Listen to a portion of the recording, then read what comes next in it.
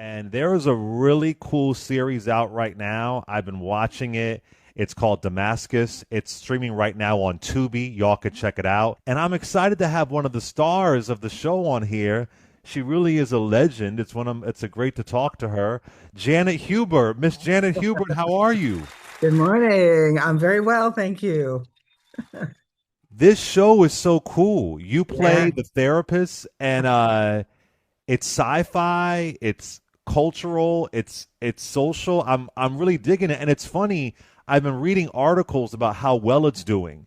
It's really, really doing well. It's really resonating with people. I saw it on social media, like you got to watch this. So, tell us about this amazing series and you playing this really innovative therapist. Well, Damascus is about a 33-year-old Black man in 2025 who is trying to find himself. So we ask all of those questions of who am I in this world? How do I live in this world where white folks can do whatever they please? They can go wherever they please. They can do whatever they please. But for Black men, and I think Oak does it very well because he is multifaceted. We are not a monolithic group of people, but the world assumes that we are. We assume that everybody loves gospel music, everybody loves hip hop, everybody loves rap, if you're not Black, if you don't do those things, but what is Black? And so he comes to me for therapy to try to find out who he is and where he belongs. Mhm. So we are questioning, who are you as a Black man? So with you, you've worn so many hats: Yes. performer, trailblazer, advocate.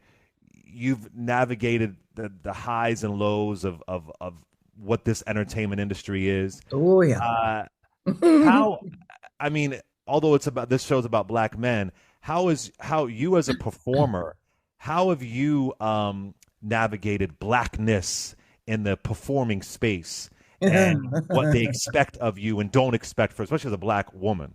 Well, I've had many, many, many, many years of dealing with this in my lifetime. I remember going in for a Burger King commercial, and the white the white director said, Miss, could you make it a little, a little blacker, a little, I said a little, I said a little more what? And I knew what he was asking. Right. A little more, like sassy, that thing. And this was with a Black advertising agency, Burrell, which is a Black ad agency. This is back in the 70s, late 70s, early 80s. And it was for the McDLT. And so I said, okay, when the nigger meter goes into red, you let me know when. So I started talking like this. I started saying, the big DLT, baby. You can put, can put on the bun, and then you can put like this, and then you can go, mm. Wow. And they went, oh my God. The two brothers who were from Burrell they started to just giggle. Mm, And I said, something like that. I said, how was that? I booked the job. I mm. booked the commercial. I booked the commercial, and they wanted nothing like that. So sometimes, if you are like me, where I always questioned, I'm not one of those actors and actresses or dancers or performers who's desperate for fame and fortune and all of that. I always had way too much integrity, I think, for this business because I don't kiss ass. I don't bow down. I come in who I am. And if you can't deal with that, then don't hire me. But I've had my entire life had the misfortune of standing out. And I remember working on a Billy Joel video, and I was a dancer, and it was $400 for the whole job. And back at that time, this is when videos first started. Videos were not in existence for songs. So I remember going in and going, golly, they called me in to do this video with Billy Joel. Oh my God. So I'm dancing my heart out, dancing my heart out. And I see the group of people going, the black girl, that black girl. And I Mm. said, either they love me or so I get a phone call. Now, this was not a union job, and we were none of us who were dancers there were supposed to be even doing this job. And so they called and they said it was Christopher Chapman from a chorus line. He was a big choreographer back then. He said, Janet, they're letting you go. I said, what? Why? They said you're pulling too much focus. I said, what? I'm doing my job. I said, you're kidding me. And I was so hurt. But that was sort of the beginning of understanding your presence and maybe having to back it up a little bit, when you need to get a job to work. And back then, I'm a dark-skinned chocolate dancer, singer, actress. I started dancing at 22 years old. I didn't start dancing until, yeah, I was 22 years old. And I worked at Alvin Ailey on work scholarship and worked at Dunkin' Donuts across the street and served up munchkins and super soup. And I called SAG and I reported it to SAG that there were union dancers. And I was like, look, can you help me get my money? I need that $400. You know, I need that $400 to pay my rent. What They music video said was this for, Miss Hubert? this Do was you for remember? keeping the faith, Keeping the keeping faith. the faith. In the courtroom, there was a courtroom scene, and it really wasn't that much dancing. It was like we were the jurors and we were just, moving and grooving. And I was just, so they went over there and they said, well, where are they? And I said, they are in Studio B at Michael Bennett Studio, 8th floor, blah, blah, blah, blah. And they went, and that became the beginning of dancers and videos having to unionize. So I said to the union, they had to pay $75,000 in signatory fees. We then gained the right to have representation as dancers. And I didn't get my money. And I said, well, what about me? I really need my $400. Could you get my $400? They said you had no business going into the audition. You had no business working on the audition. Your union, your equity, you're not supposed to do that. So it's been kind of this way, of having to play down or try to stand down or try not to stand out too much for insecure stars, that I've worked with. Now, I know you get this all the time, but my audience would be mad if I didn't ask you. The iconic dance from Fresh Prince of Bel-Air. I've Yeah. seen this performed at talent shows. I've seen it performed by drag queens.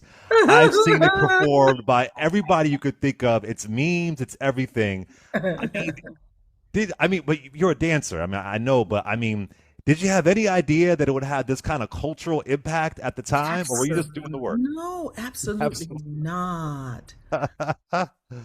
And I tell the story about the fact that they didn't want it in. So it's I knew that. really, they didn't want the mom to be dancing. Some of the powers that be over there did not want the mom dancing at all. And so it was really, it's ironic that it became so iconic. Yeah, And sometimes, I say to young people, don't despair. Cream will always rise to the top, no matter how much you shake it. No matter how much people try to dull your shine or devalue you. And right now with social media and all of these outlets of young people being tapped into, like me, like me, like me, like me, like me, I tell them, don't be followers, be leaders. I love So, that. Just a few more questions. I always ask somebody this who's been in the business for a long time. yeah. I am a really big Phyllis Hyman fan. I'm from Oh, Philadelphia. I wanted to yes. know if you ever met Phyllis Hyman or had a conversation with her or anything like that. Did you read my book? Did you read my little No, I book I did not. wrote? You did I not. did. I have to read Yes, it. I did. I met Phyllis Hyman.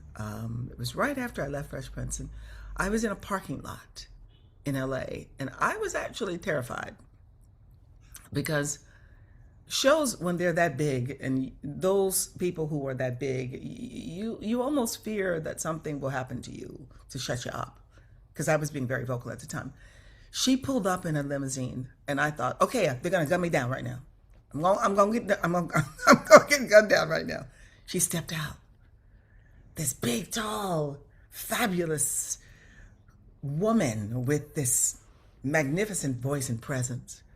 She said, Miss Hubert, I am in your fight with you. I believe in your fight. I believe in you. And it was shortly after that that she passed. And I I get a little teary-eyed because I almost feel like, she was an angel coming to tell me what you're doing. I stand with you. Yes, I loved her. I loved her voice, loved her singing, loved her presence, everything about her. Yeah. It's so cool. I keep hearing stories like this that a lot of people don't know of just how kind she was, how giving Oh, she was, how supportive she was. And yeah. so time and time again, I try to uplift her story and her legacy, you know? Oh, and when they do her story, wow, they must. They really should because she Yeah. was a queen. She was a queen, absolute queen. Yeah. So last question. I think one of the most powerful moments I saw on TV is when you went to the reunion for Fresh Prince and you had Yeah. that really beautiful conversation Yeah. with Mr. Will Smith. Yeah. Uh, it Yeah. was just, it was, and I think all of us, because we all loved, what did they say, the dark skinned Aunt Viv so much that that was a pop culture joke as well. That was so healing and so beautiful. It was such a raw, honest conversation. How y'all doing now, you and Mr. Will Smith? It feels like everything is just is beautiful now. Yeah, everything is very good. In fact, Will has come out and helped me on a couple of occasions. He helped me with JG and the BC Kids, my children's project that's going to be on Amazon Prime Direct. And he's put together, helped me put together the website, came out to Miami with the Girls Foundation that I work with out there, the Embrace Girls Foundation. And he's there. He's there if you need him. If I need him, he's there. If I ask him to do anything, and it has been wonderful because we interviewed each other at that event. 300 girls from the very hard pressed communities in Arcola in Florida, Little Haiti, and he came out there and he just gave so much of himself. And we read the little book that I put together, JG and the BC Kids. It's about bringing book smart kids and street smart kids together. He has been there for me. And yes, it was a moment. It was very much from the heart. We weren't even supposed to record that section where he and I were talking. That was supposed to be just he and I. And they asked me, would I be okay with recording? And I said, well, I'm here. Yeah, it was wonderful. And I'm glad it happened. I wanted it to happen for a long time.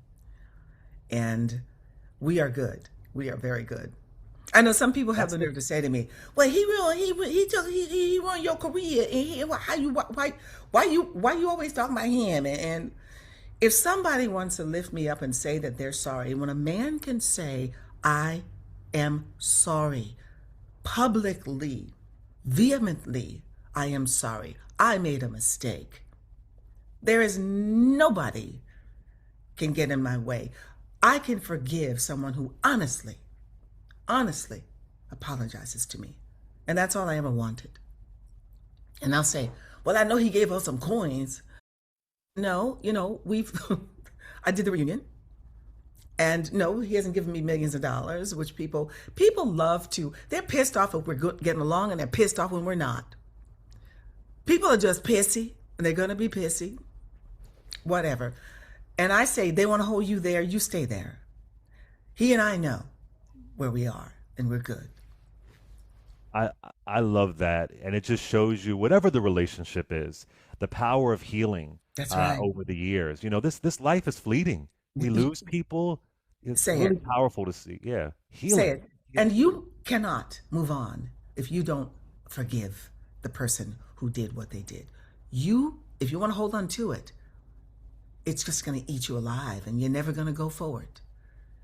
And I can't stress that enough that we are moving forward. I am moving forward, not backwards. Riptides, being stuck in that place of anger will destroy you. Absolutely. Well, listen, I am just so happy to talk to you. You You as bring well, me Clay. so much joy. You are an incredible talent as a Now, I was young waiting for kid you to living come in. out. I was waiting for you to come out with Anita Baker's singing "You Bring Me Joy." You bring me joy. I can't sing. I just can't sing, but I love Miss Anita Baker. But listen, as a young kid growing up in West Philadelphia, Fresh Prince meant a lot to me, being from Yes. West Philadelphia. Being in Yes. school, we talk about it every day in school. Oh, yeah. And your presence was really, really important. It reminded me of my aunties and all that kind of stuff. So I'm just so happy at your incredible work now.